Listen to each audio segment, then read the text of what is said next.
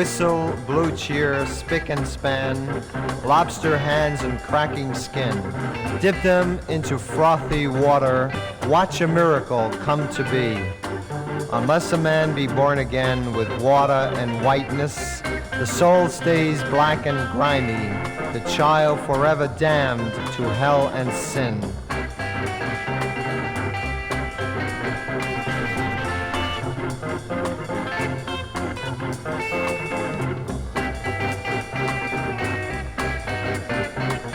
A man and woman left teeth prints in an apple wormy and bruised. Newton dropped an apple, but this fall gave us power and self-knowledge.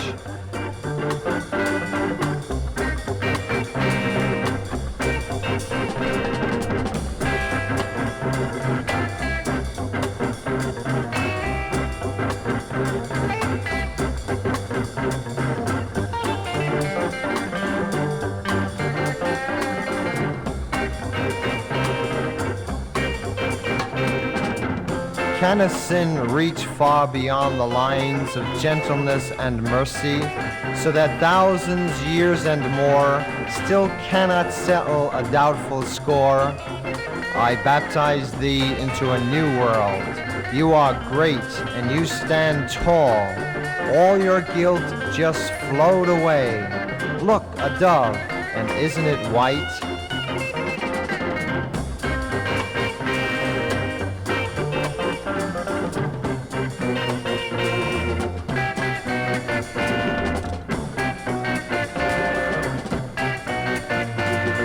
Symbols man needs and so must have if ever he's to understand. But must we make the symbol the cruelest hurt of all? It's not quite original, really, this business of some sin.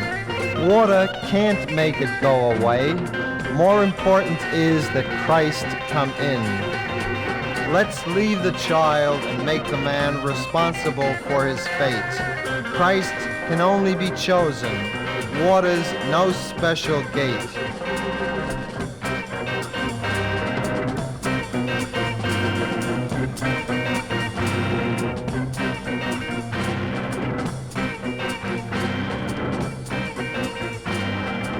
I see the river Jordan, I hear the mystic voice. The youth is wild and ready, the task he's made his very life. What further need have we for historical sin?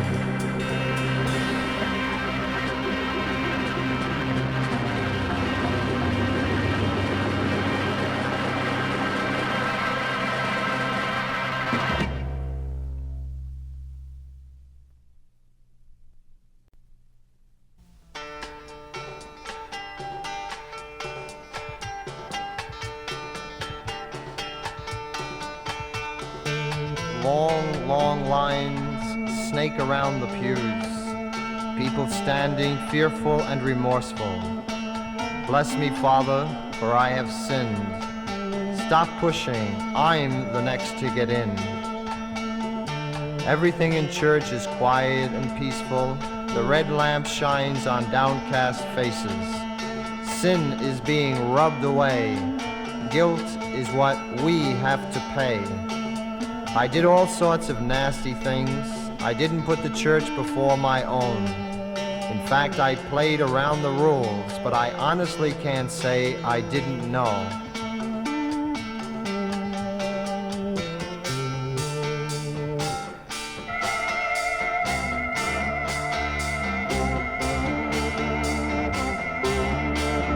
Whose face is behind the silver screen?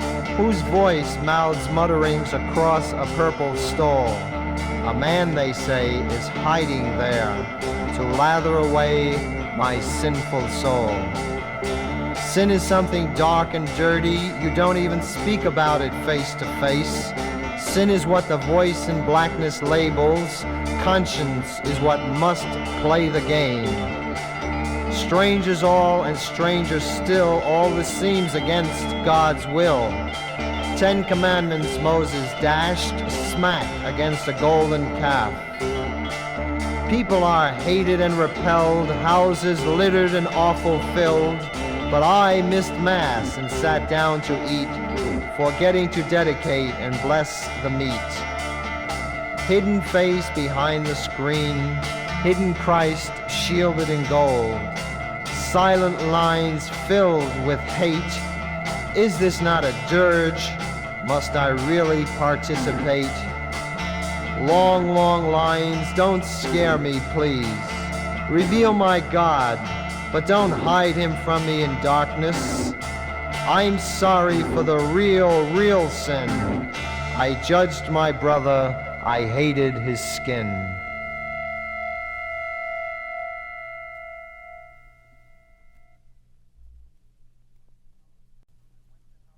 I went to Howard Johnson's, the crowd surged all around. The air was hot and stuffy, children sat with ice cream blackened on their faces. I came to eat and to be filled, and then to continue on my way. But then I wondered why I felt uneasy with all these people sitting about. I squeezed myself behind the table and made rims on the newly shined table mats with maps all over it. This is my body, where is my blood? I was so tired, the drive near killed me. Soon the table would be laden. I checked the menu to be sure. The people didn't bother me anymore.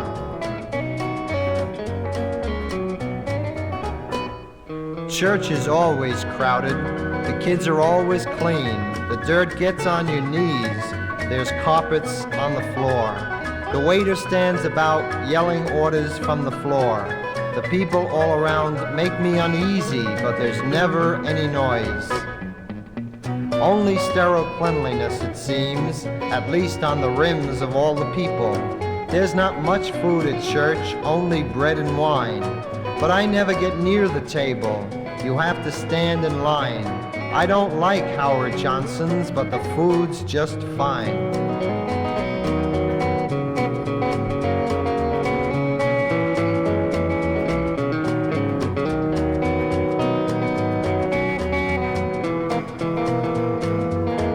I'm supposed to like the table where they store the wine. The waiter never comes near me. In fact, he doesn't know me at all. Yet he gives me orders. My life should be like he says. An empty table with a cloth where no one asks me how I feel and why I cry or what I want. All altars are really wooden, so who wouldn't like Howard Johnson's instead of altar wine?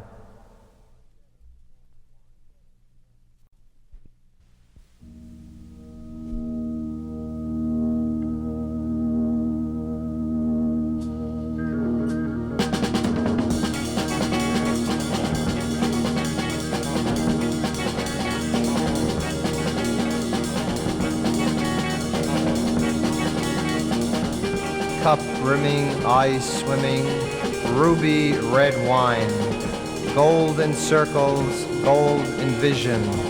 Christ is remembered. Cold, cold chalice, lifeless and inert. Do you dare tell me God is thereabout? How many lips have you pressed? How many eyes have you dazzled with your jeweled jaundice and your painted head? Man has come to see you. He kneels before your contents. Uncontented, a body bows over you, as in splashes a voice says, wine is blood.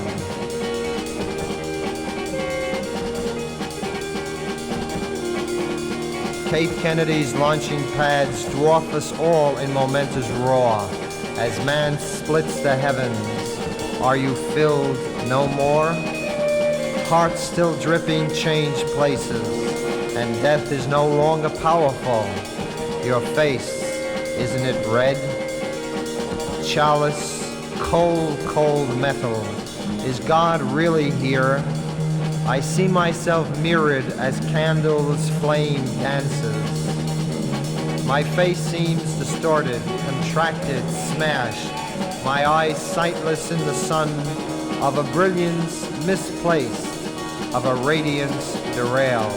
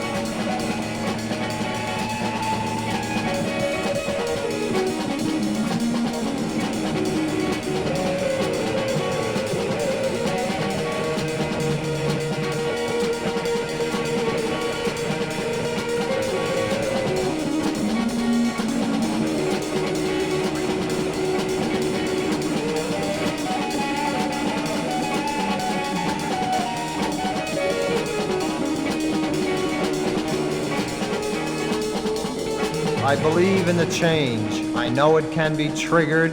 I spent my life getting ready to set it all in motion.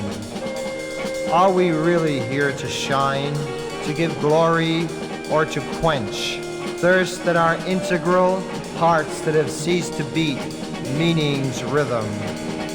Spill the blood, let it flow. Metal cannot sate us. Spill the blood, let it go, for no man needs containment. Priest of man, tilt your cup, raise it o'er our heads, as we remember the man whose blood promised us unparched tongues and untarnished souls.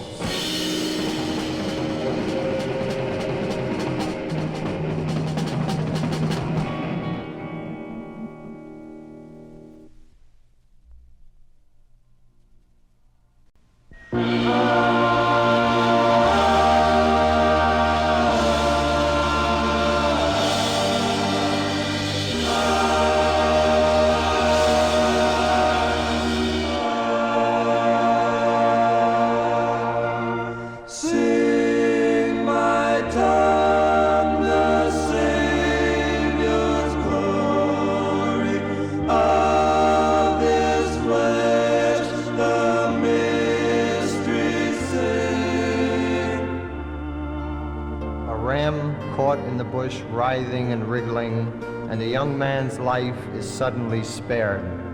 Death hovered over the Father, and then it never came at all. Creation says that process, movement, change, rather than static immobility, pervade our air. In a world where life is threatened, though life alone is divine. Is the priesthood itself to be trapped in ceremonial trappings and wide, wide winds? Or is the priesthood itself a crystal creation come to live within the expanse of man?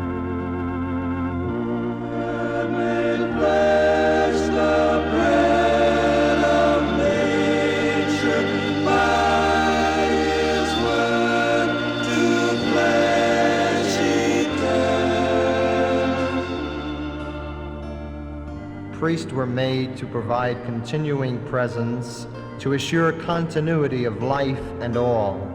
Priests do not stand above men, cupping consecrated hands to echo man's fears. Rubrics are red, violence is blue. The priesthood is dying, and that's garish news when you remember that Christ rose from the dead. Red, white, or black, man has to live. His pain and his dread span gaping pitfalls. What good is God if life must remain one big, burning, bumbling, brambling bush?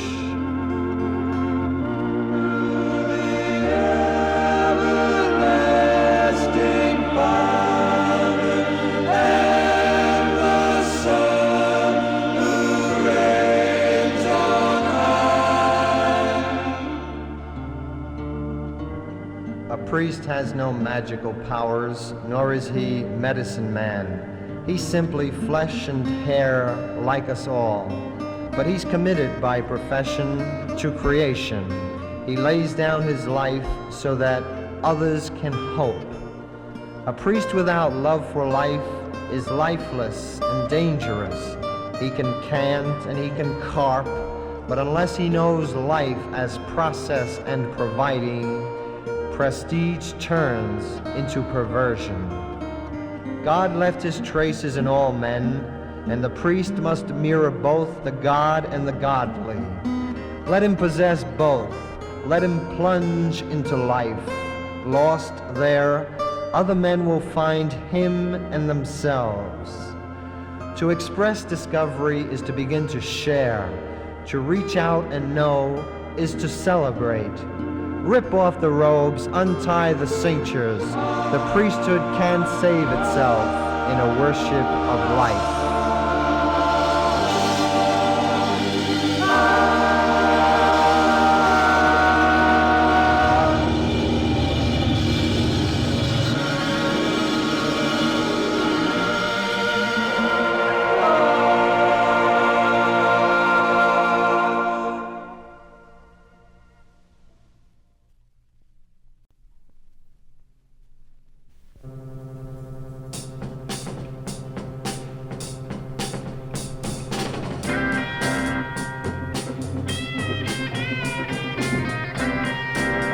must nest before it flies.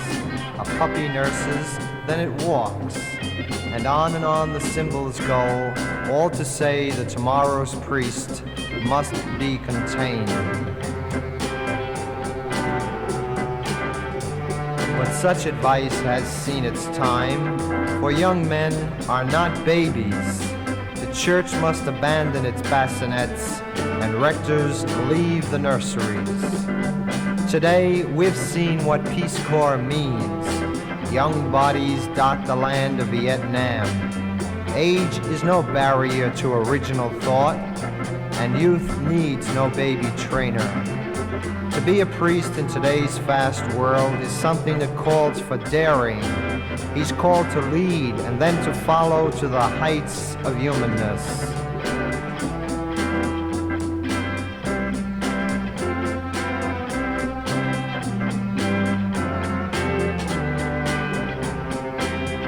Now, don't kid us and try to say you really have to lock the boys away and put them in a tasseled world to prepare them for reality. People today are all uptight because a priest throws in the towel. But who can really blame him if he never knew what lay before him? The seminary, from its very name, stood as representative of tomorrow. But the priest deals not with yesterdays. His call is for action now.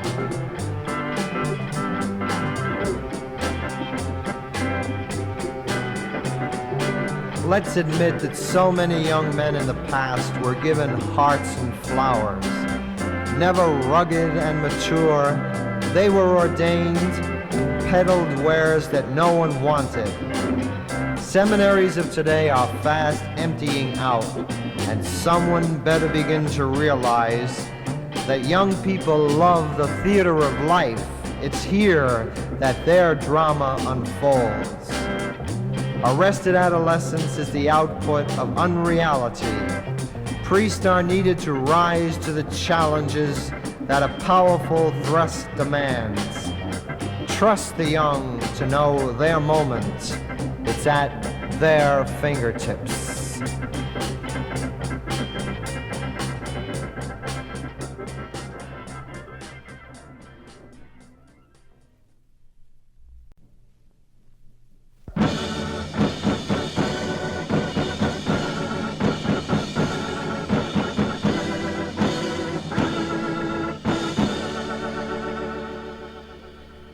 With this ring I do thee wed, are words that lead to marriage beds. Priests have often mouthed words like these, and now it seems that many took them for their own. Little good follows harsh judgment or pious ranting. Vows unbroken and unbled are not always good vows, for who can know what God can know, and who dares invade the privacy of the searcher's soul? Tradition and age, along with history, did not make the priesthood possible. Priesthood serves the cause of man, and celibacy can never be destructive of that cause.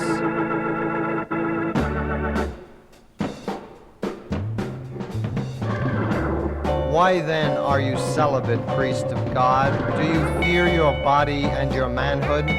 Does your head hang in shame that warmth suffuses your body? Will a woman steal your heart and your God?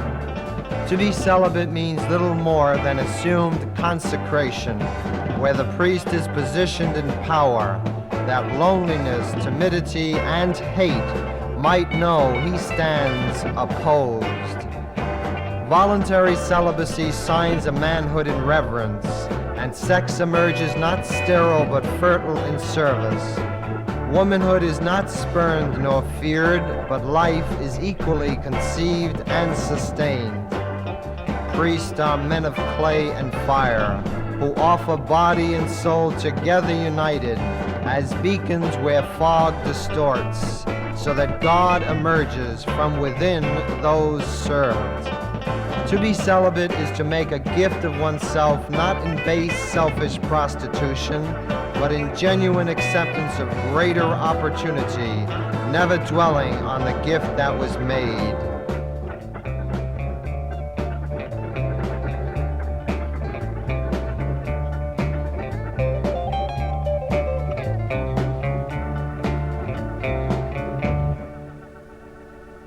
The priest, the celibate, is more wedded to the human.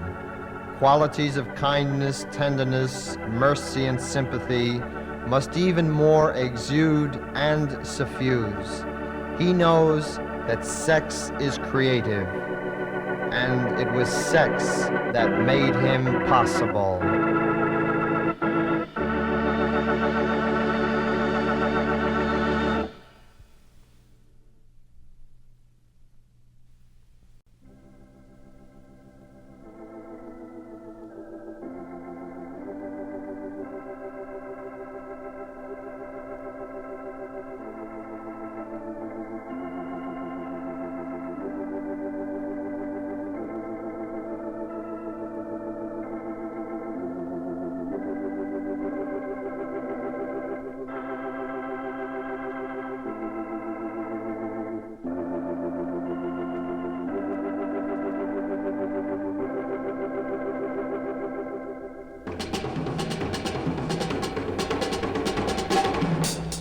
A hand is raised on high, a man's knee hits the ground. God is now supposed to smile because a man knelt before man. Is this religion or is it religion? What benefits accrue from acrobatics? Signs, you say, of humility and benevolence, or roots of chaotic violence? What moves God's will? What makes him change his mind? What takes evil out of stride? What puts man into happiness?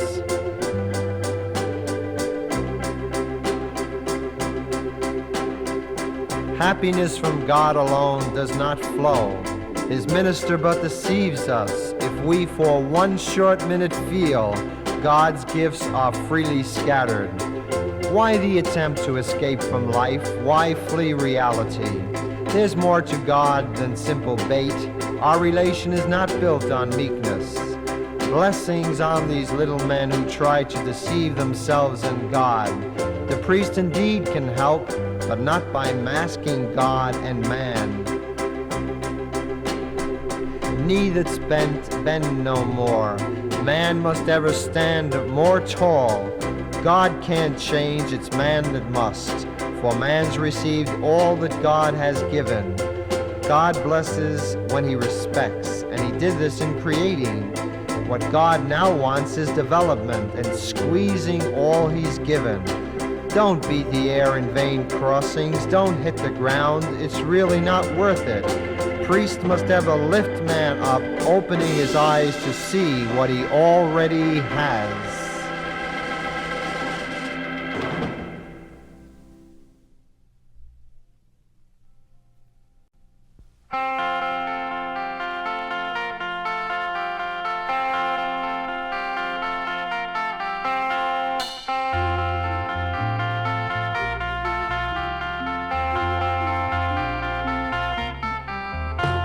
Sunday after Sunday, month after month, year after year, cascading cacophony congeals cruelly and consistently, slapping its chant against tired walls. Who listens does so that he can forget to remember. Preaching is a lost art because language precises. No need is there for gantry finger wagging. Why the strident stultifying voices, propelling messages that negate and anesthetize? Communication must be leveled humanely and never from a tower on far distant heights. Communication is more than mere giving. Listening is not only the listener's duty. Housed away from the stream of issues, preacher cannot but cold ingots drop. If his goal be to unite and lead, why lives he insulated in insular style?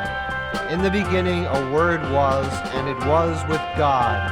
That word became flesh and pitched a tent. Men were promised that he would speak, and also that he would hear and do. The word spoke to men, and some understood. He spoke about grass, flowers, dirt, and birds. He challenged the erring and prodded the cowards. Did he not put the sycophantic hypocrite to the sword?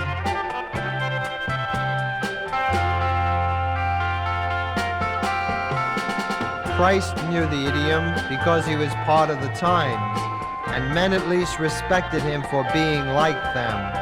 Only 7 words came from the platform, but then his dying was his eloquence. Preaching today needs to matter, to resound. When will life mutate its style, loose its tongue? Priest, don't preach to me, but rather live with me. Then together we can look to discover the Word in flesh.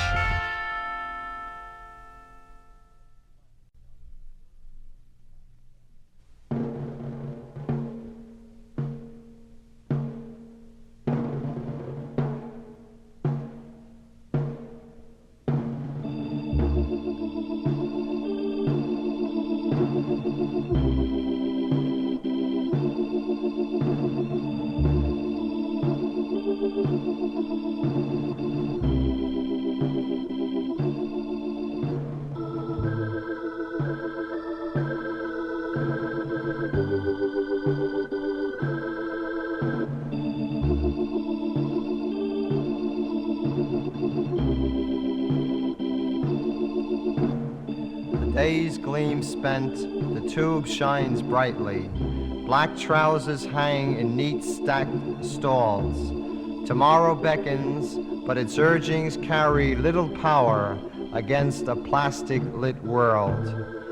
Our quietness, jealously protected, shivers as a bell plunges swords into ears that are quite unwilling. It always seems to happen just when the storybook world hits its most dazzling heights. It's dark out there and someone's dying, and he wants to make peace with God. Faceless, nameless, he calls himself Christian, and now he craves help to cross into no time.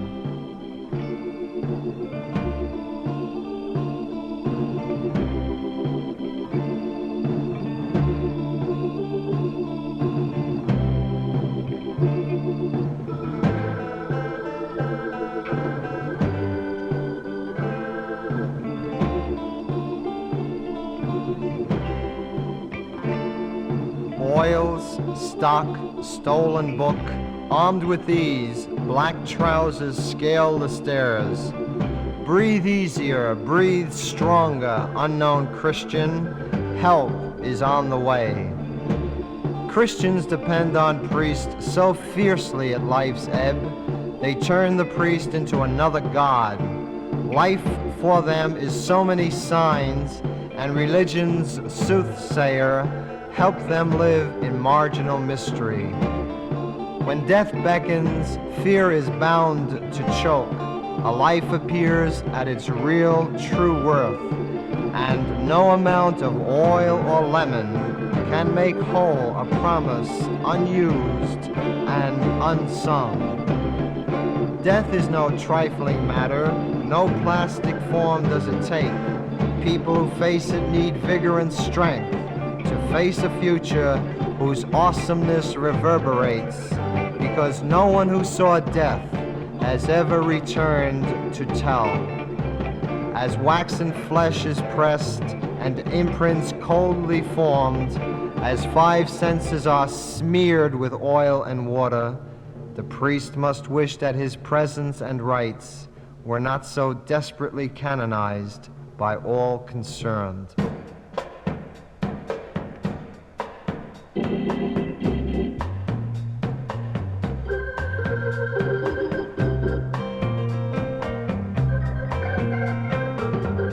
Would that the priest was indispensable in life, then few would fear death's clinging. How bring this about if the priest locks himself before the tabernacle tube in a secluded room? The sick call, and and few priests hear, because the sick are breathing, but the sick that hurt are not sterilely protected. They're out there somewhere, and no phone can tell their story. People who hurt can't lie in neat, stacked stalls. Plastic cracks, stories change. Christians come and Christians go. Death has a sting. A real life can ring. Perhaps the priest's gift needs changing.